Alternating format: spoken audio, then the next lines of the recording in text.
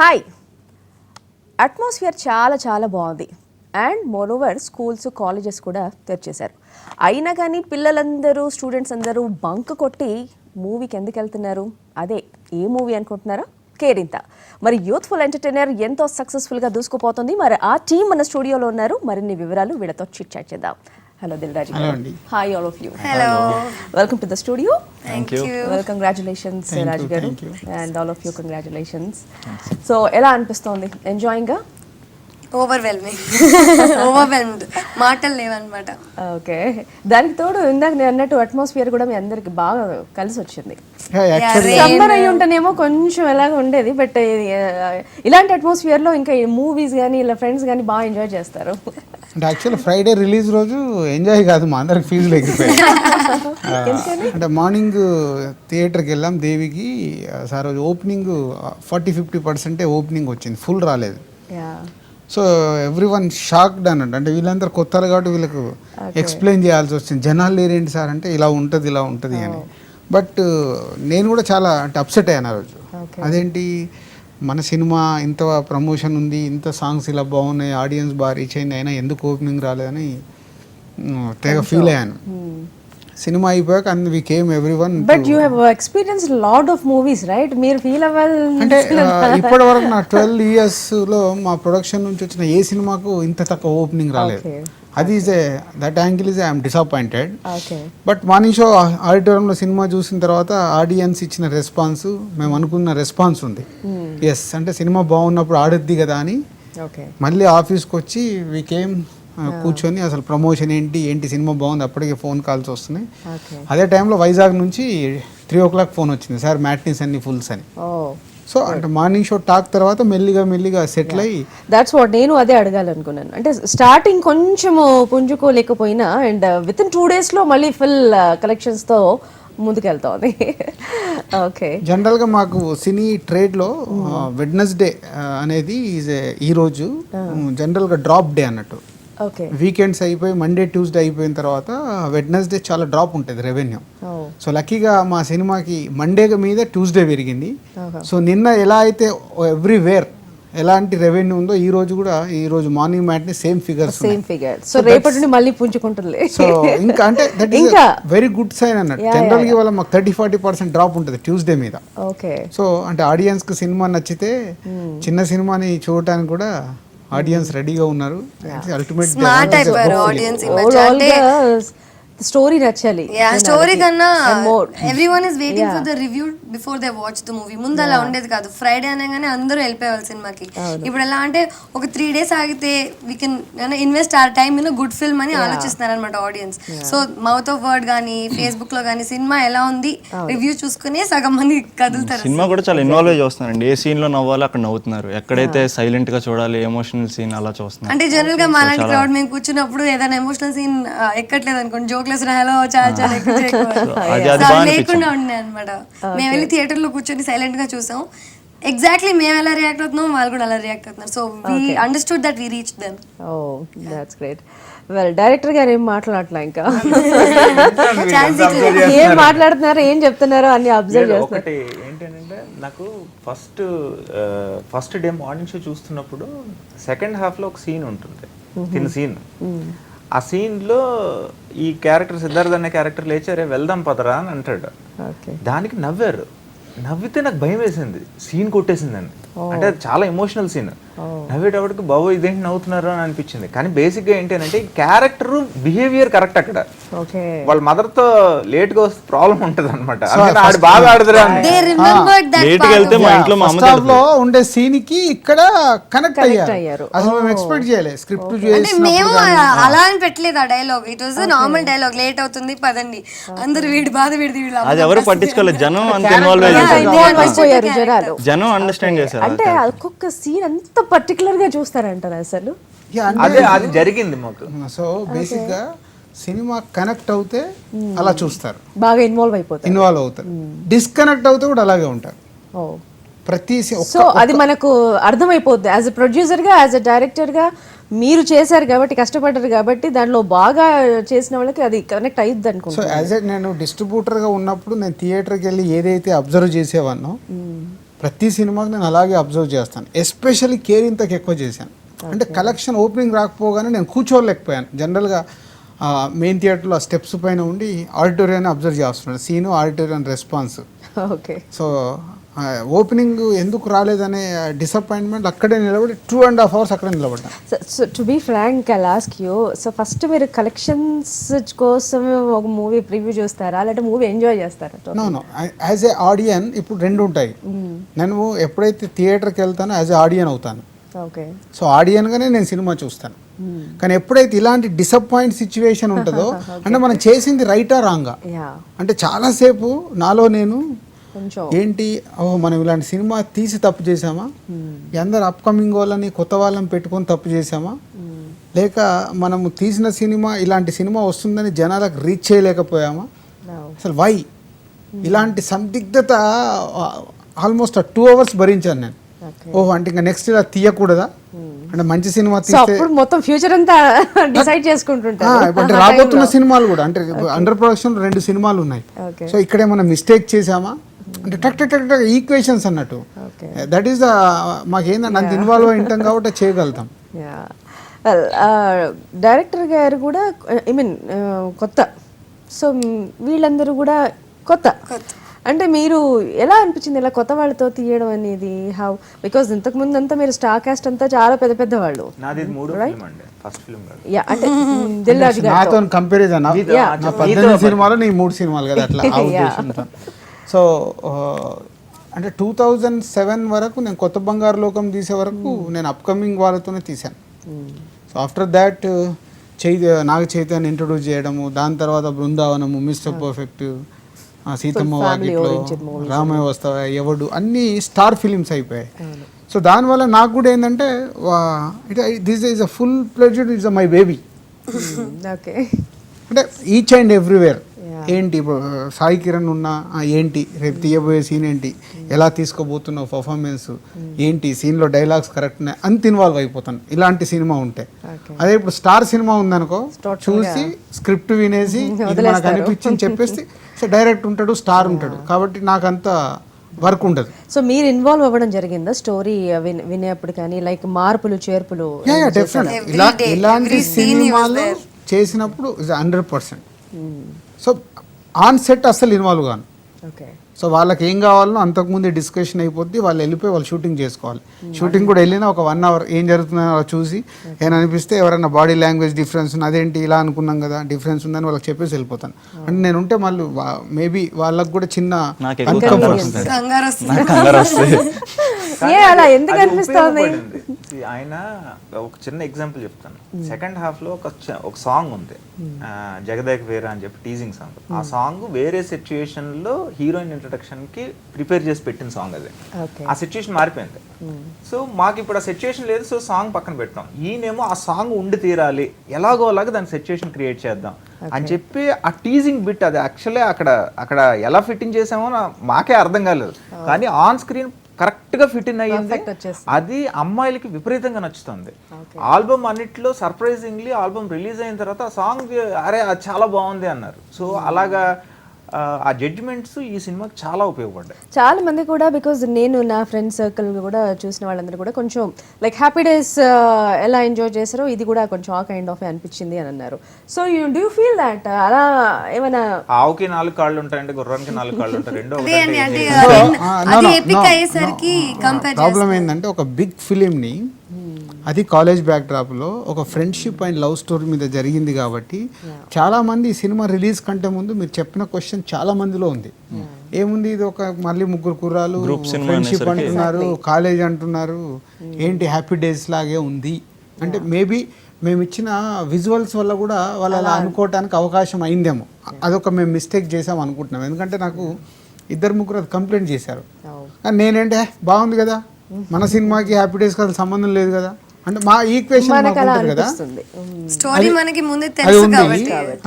Reviews లో కూడా మీరు చూస్తే అదే మీకు అంటే హ్యాపీ డేస్ లాంటి అక్కడక్కడ అనిపిస్తుందేమో, 3 Idiot లాంటి క్యారెక్టర్స్ లో అనిపిస్తుందేమో ఏమో అనే క్వశ్చన్ మార్క్ ఇచ్చి, but the cinema is a watchable, go and watch, is a neat and good film. ఆ కాంప్లిమెంట్ రాదుగా. ఇప్పుడు రివ్యూస్లోనే ఫస్ట్ ఏకేస్తారు మమ్మల్ని. వాళ్ళు నిజంగా తప్పు జరిగితే ఆడియన్స్ కంటే ఎక్కువ వాళ్ళు డెప్త్గా అబ్జర్వ్ చేస్తారు. ఆడియన్స్ సరదాగా సినిమా చూసి వెళ్ళిపోతారు. సో హ్యాపీ డేస్కి దీనికి సంబంధం లేదు. సో క్యారెక్టర్స్ అక్కడక్కడ అలా అనిపించే ఫస్ట్ హాఫ్ లో మూవీ వెళ్ళి చూసే వరకు కూడా ఇప్పుడు అది ఎందుకు హార్డ్ అయిపోయింది అంటే ఆడియన్స్ హావ్ బికమ్ స్మార్టర్ అన్నమాట. They wait for the review. వాళ్ళు రాసే వాళ్ళు కూడా వాళ్ళకు కొన్ని సైట్స్ ఉంటాయి అన్నమాట. They follow those sites and then they go. Okay. And మా స్లోగన్ కూడా మొన్నటి వరకు అదే చెప్పింది. ఫ్రైడే అయిపోయాక వీళ్ళందరికీ ఒకటే స్లోగన్ ఇచ్చాను. ఆడియన్స్ మీరు చెప్పండి, మీకు నచ్చితే 10 మందికి చెప్పండి సినిమా బాగుందని. ఒకవేళ మీకు నచ్చలేదు అనుకో 20 మందికి చెప్పండి. Good movie. సో ఇప్పుడు నిన్నటి నుంచి ఇంకా కొత్త స్లోగన్ ఇచ్చాను. మీరు సినిమాకి వెళ్ళాలనుకుంటున్నారా, ఎవరన్నా చూసిన వాళ్ళని అడిగి వెళ్ళండి, బాగుంటే వెళ్ళండి. Otherwise don't go. Like he is confidently telling it. So ultimate గా మీకు ఎలా అనిపిస్తుంది మొత్తం మూవీ చూసిన తర్వాత? How did you feel? ఎలా అనిపించింది మూవీ అంతా బయటకు వచ్చిన తర్వాత? Are you happy? నేను ఎప్పుడైతే కాపీ చూసుకున్నప్పుడే అప్పుడే నాకు తెలుసు సినిమా వర్క్ అయింది. First half good, second half very good. Last 30 minutes is very good. Last twist చాలా బాగుంది. Yeah. So last 30 minutes step by step cinema change అవుతుంది. సో ఏంటి అని అంటే దట్ ఈస్ ఆ స్క్రీన్ ప్లేలో జరిగేది. అది ఆడిటోరియం గిన ఆ క్యారెక్టర్తోని ఇన్వాల్వ్ కాకుంటే ఎప్పుడు ఆ క్లైమాక్స్ వర్కౌట్ కాదు. ఎప్పుడైతే ఆ ట్రావెల్ అవుతూనే మనకి ఇంట్రెస్ట్ వచ్చేస్తుంది. ఏం జరుగుద్ది. Even commercial films or this feel good films, emotional films, ఎవిట్లైనా దట్ ఈస్ ఇంపార్టెంట్. ఎప్పుడైతే last half an hour auditorium connect అవుతూనే సినిమా హిట్ అవుతుంది. Or hilarious entertainment. వాళ్ళకి ఏం లేకుండా నవ్విస్తూ తీసుకెళ్ళినా ఫన్ బాగుంది, కామెడీ బాగుంది అని వస్తారు. So that is reason. మీరు అడిగిన క్వశ్చనే నేను ఫస్ట్ రోజు థియేటర్కి వెళ్ళి వచ్చాక సార్ని అడిగాను. నేను చాలా కాన్ఫిడెన్స్ ఇష్యూస్ అనమాట. ఆయనకి నచ్చితే ఫస్ట్ అప్పుడు నేను హ్యాపీ ఫీల్ అవుతాను. నాకు కొంచెం సార్ ఫస్ట్ ఎలా మీరు సాటిస్ఫైడా సార్ అంటే ఆయన అన్నారు గుడ్ ఫిల్మ్ తీశాను నేను, ఇంక నేను కలెక్షన్స్ గురించి దేని గురించి ఈరోజు ఆలోచించను అని చెప్పారు. అప్పుడు బాగా అనిపించింది, ఓకే మనం సక్సెస్ అయ్యాం ఎంతో కొంత అని. Very good. సో విశ్వంత్, మీకు ఎలా అనిపించింది మూవీ చేస్తున్నంతసేపు? ఎక్కడెక్కడ ఎంజాయ్ చేశారు? ఏ సీన్స్లో ఎంజాయ్ చేశారు? ఎంజాయ్ చేస్తాను. నాకు ఎక్కువ టెన్షన్ ఉంది. నేను ఏ సీన్ కరెక్ట్గా చేస్తాను లేదన్నది ఒక సబ్ కాన్షియస్లో ఉండిపోయింది. సో ప్రతి సీన్ అలా. కానీ బాగా ఓపెన్ అప్ అయింది ఏంటంటే మేము అండమాన్ వెళ్ళామండి ఒక సాంగ్ షూట్కి. అప్పుడు రాజు గారు లేరు, అందుకు మేము బాగా ఎంజాయ్ చేసాం. కొంచెం బాగా ఎంజాయ్ చేసాం.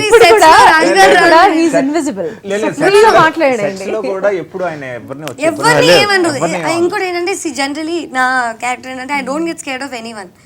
ఒక రెస్పెక్ట్ వల్ల you just tend to be in discipline. So Raju గారు డస్ దట్ టు సెట్స్. ఆ రెస్పెక్ట్ నేను అసలు గోల్ చేయకుండా ఎక్కడ ఉండను, ఆయన రాజునే సైలెంట్.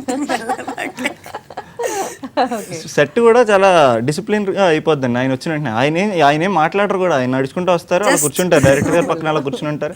సెట్ అంతా అప్పుడు కరెక్ట్ గా మంచి డిసిప్లిన్ లోకి వచ్చేస్తారు. సో తెలియకుండానే మీరు అలా క్రియేట్ చేస్తున్నారు ఎదుటి వ్యక్తులకి. సో మంచి రెస్పెక్ట్ తో కూడుకున్న భయం, అంటే అది భయంతో కూడుకున్న రెస్పెక్ట్. నేను చాలా మంది ఆడియన్స్ నేను బయటికి వెళ్తే నన్ను అదే అడుగుతుంటారు. నేను ఎప్పుడు ఒకటే చెప్తాను, నేను మంచి సినిమా తీస్తున్నాను కాబట్టి మీరు నాకు రెస్పెక్ట్ ఇస్తున్నారు. నేను మంచి సినిమా తీయనప్పుడు ఆ రెస్పెక్ట్ ఉండదు. సో ఎప్పుడు నా ఫైట్ గుడ్ ఫిలిం, మంచి సినిమా తీయాలి. సో దానికి ఎన్ని కష్టాలైనా ఏదైనా ఇవాళ సక్సెస్ అయింది కాబట్టి అందరం ఇక్కడ వచ్చి కూర్చొని మాట్లాడగలుగుతున్నాం. అదే సక్సెస్ ఫిలిం తీయకుంటే వై? సో రాలేము, మాట్లాడలేము, ఎవరితో షేర్ చేసుకోలేము, అయ్యో ఫ్లాప్ తీసామే అని ఇంట్లో కూర్చుంటాం. So that is the reason. అక్కడికే పరిమితం అవుతాం. సో ప్రియా పలికిందంటే అంత ఇన్వాల్వ్ అయిపోయారు అన్నట్టు మూవీ చేస్తున్నంత సేపు. సెట్ లో మా సొంత పేర్లు తెలియదు ఎవరికి, ఇప్పటికీ సొంత పేర్లు తెలుసా లేదో కూడా. అంటే నేను జనరల్గా సినిమా చూసినప్పుడు జడ్జ్మెంట్ ఉండదు, ఎక్కువ ఉంటుంది. అంటే we know how the sets, ఒక్కొక్క సీన్ ఎలా ప్లాన్ చేస్తారు. ఏదైనా చిన్న లాజిక్ మిస్ అయినా విల్ బీ లైక్ అబ్బా సోద్లా ఉంది అనుకునే టైప్ అనమాట. నేను కేరింత చూసేటప్పుడు ఐ వెంట నా మైండ్ సెట్ సేయింగ్ నా పార్ట్ నేను చూసుకున్నాను, వాళ్ళిద్దరు అదర్ స్టోరీస్ చూసుకోలేదు అనమాట. సో లైక్ సరే చూద్దాం ఎలా ఉంటుంది, జడ్జ్మెంట్ బాగానే ఉంటుంది. When I sat in the theater, I forgot the judgment. I was completely leaned into the film. I acted in. అంటే మనం యాక్ట్ చేసినప్పుడు మన మొహం చూసుకుంటాం కదా. I stopped doing that also. ఆ సినిమా ఎలా ఉంటుంది అంటే ఇట్ హోల్డ్ యూ. ఒక ప్లేస్ లో 10 నిమిషాలు ఏదైనా వేసినప్పుడు if you can sit there and see the movie is a hit. Last 5-10 minutes if they walkout then. And ఇంకోటి ఏంటంటే థియేటర్ నుంచి బయటకు వచ్చిన తర్వాత ఆ శ్రీకాకుళం యాజ్ క్యారెక్టర్ వేసారు అలా అంటం లేదు. నూకరాజు, పేర్లు భావ, ఉన్నాయి, అందరి ప్రియా, పేర్లు. సిద్ధార్థ, క్యారెక్టర్స్ ని బాగా ఇన్వాల్వ్ బికాస్ అయిపోయారు. 6-7 క్యారెక్టర్స్ నేమ్స్ చెప్తున్నారంటే వాళ్ళకి ఒక్కొక్క క్యారెక్టర్ ఎంత రీచ్ అవుతుందో చెప్పలేరు. చెప్పలేరు.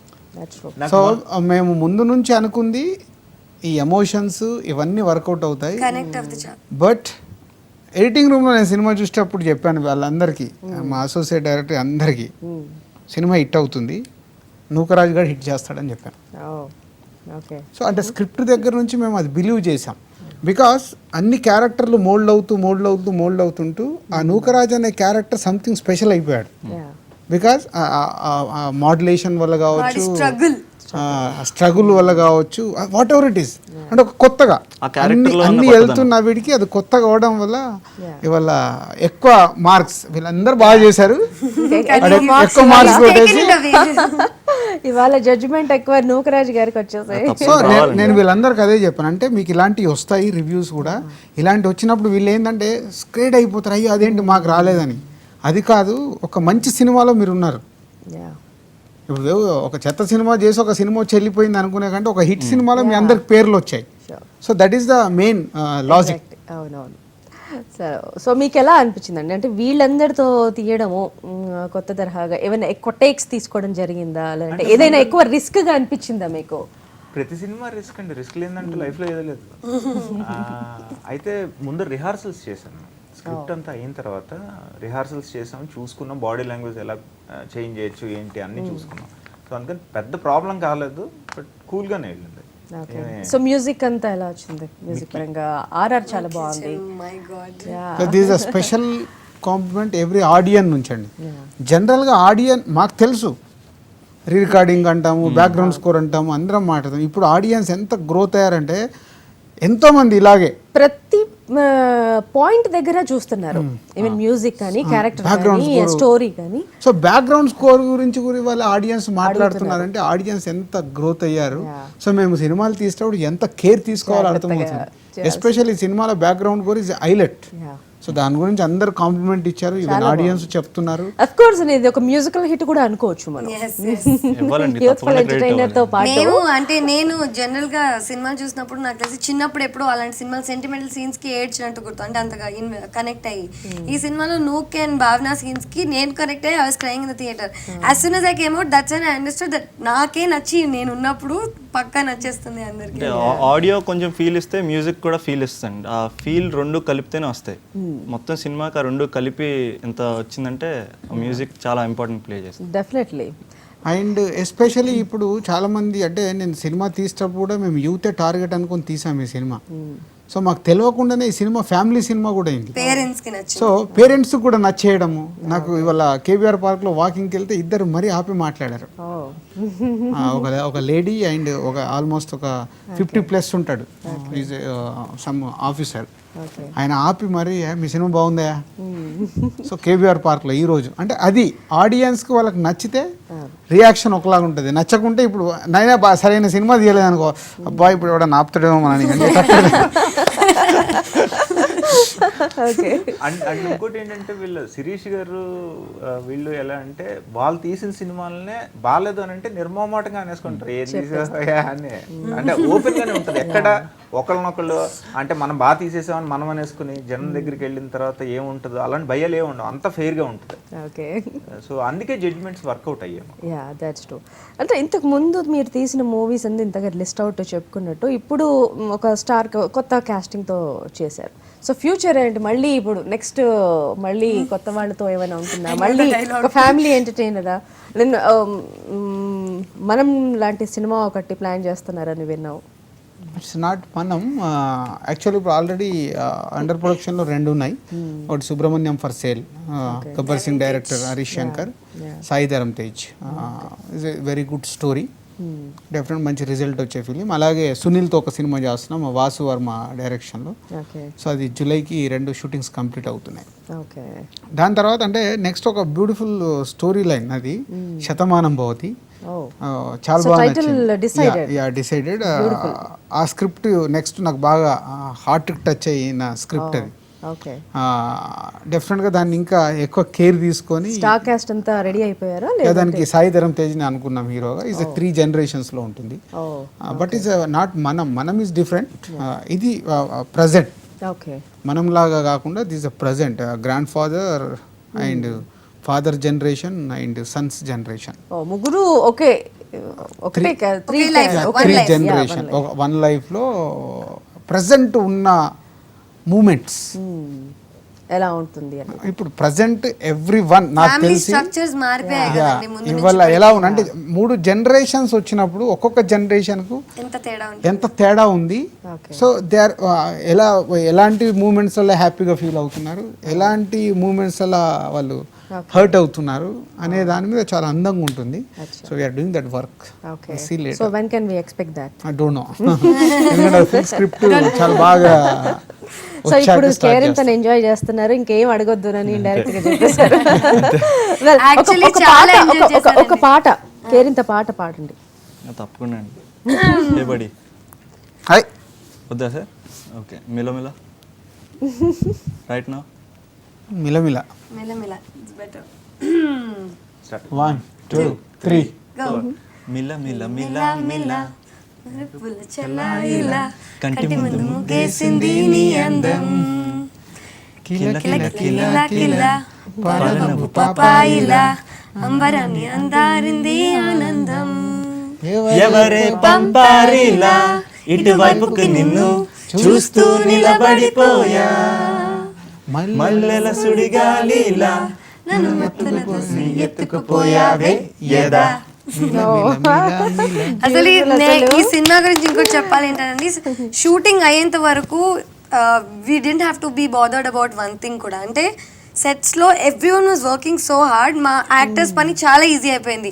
They know what they want, the cameraman knows how to shoot what. So మా పని లేదు, మేము ఎక్కడైనా టర్న్ అయి కూర్చోవాలా లేకపోతే expression, everything was told spoon fed.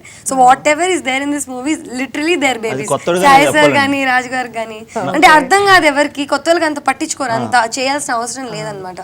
ఒక్కొక్క చోట చెక్కారు లిటరల్లీ. మా అందరికి ఇది ఒక రెప్యూటెడ్ యాక్టింగ్ స్కూల్ లాంటిది. Yes, ఈ yes, సినిమా reputed ఒక acting reputed acting school. Fantastic. అయితే ఇప్పుడు ఈ క్యారెక్టర్స్ ఇప్పుడు వీళ్ళు ఉన్నారు, ఒకవేళ పెద్ద స్టార్ కాస్ట్ అయితే ఎవరు ఉండేవాళ్ళు ఒకసారి ఊహించుకుంటే? నో యాక్చువల్లీ పెద్ద స్టార్ కాస్తూనే రావాలి ఈ సినిమా. జై క్యారెక్టర్ వచ్చి సాయి ధరమ్ తేజ్, ఓహో నూకరాజ్ క్యారెక్టర్ వచ్చి సందీప్ కిషన్, కథ హీరో వచ్చి ఆదిత్ అని ఒక అబ్బాయి. సిద్ క్యారెక్టర్. ఓకే. యాక్చువల్లీ ఇది ఫైనలైజ్ అయిపోయింది, ఫోటోషూట్ కూడా చేసాము, వాళ్ళని లాక్ చేసాం. ఫోటోషూట్ అయ్యాక అవన్నీ చూసిన తర్వాతే నాకే ఎక్కడో అమ్మ సాయి ధరమ్ తేజ్ వీళ్ళందరూ ఉంటే అనవసరంగా సినిమాని ఇంకొకలాగా ఎక్స్పెక్ట్ చేస్తారు. అంటే ఇప్పుడు మెగా ఫ్యామిలీ నుంచి ఉంటాడు, ఫ్యాన్స్ ఒకలాగా ఎక్స్పెక్ట్ చేస్తాడు, ఇదేమో క్యూట్ ఫిలిము, అనవసరంగా ఎక్స్పెక్టేషన్తో సినిమా డిస్టర్బ్ అవుద్దామని మళ్ళీ నేనే పిలుచుకొని అందరినీ డ్రాప్ సాయి ఉంటే కొంచెం మళ్ళీ మాస్ ఇమేజ్ కూడా ఎక్స్పెక్ట్ చేస్తారు. అది అన్నీ వచ్చేస్తాయి. సందీప్ కిషన్ కూడా మా ఆల్రెడీ 3-4 సినిమాలు చేసేస్తున్నాడు, వద్దనుకొని మళ్ళీ అందరిని పిలిచి డ్రాప్ చేసి. సో అది అల్టిమేట్ గా మీ డెసిషన్ అయినా? ఓకే. మీకేమైనా అనిపించిందా అప్పుడు మళ్ళీ? లేదు, అది కరెక్టే అనిపించింది. ఆయన డెసిషన్ ఇట్లాగా ఇది ప్రాబ్లం. ఆయన జడ్జ్మెంట్ ఇస్ ఆల్వేస్ రైట్ అండి, దట్ మచ్ వి అండర్స్టూడ్ ఈ మొత్తం త్రూ జర్నీ.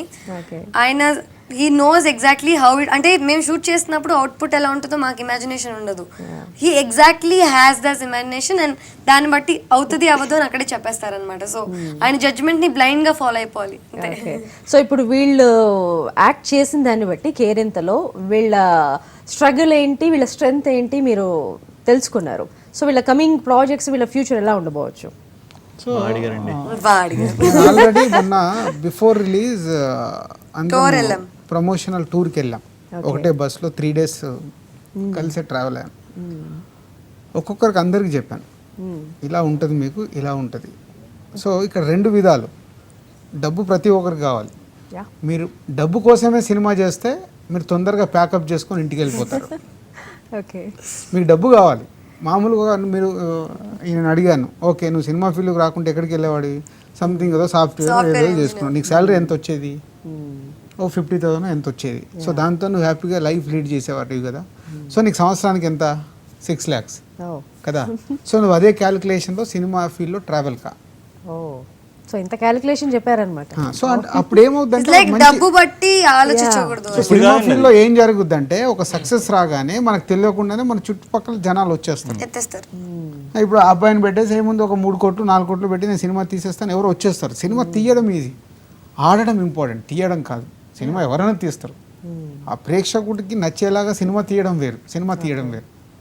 ఓకే ప్రేక్షకుడికి నచ్చేలాగా తీయడం వేరు, సినిమానే తీయడం వేరు. తీయడం వేరు. ఇవి రెండు అసలు సంబంధం లేనివి.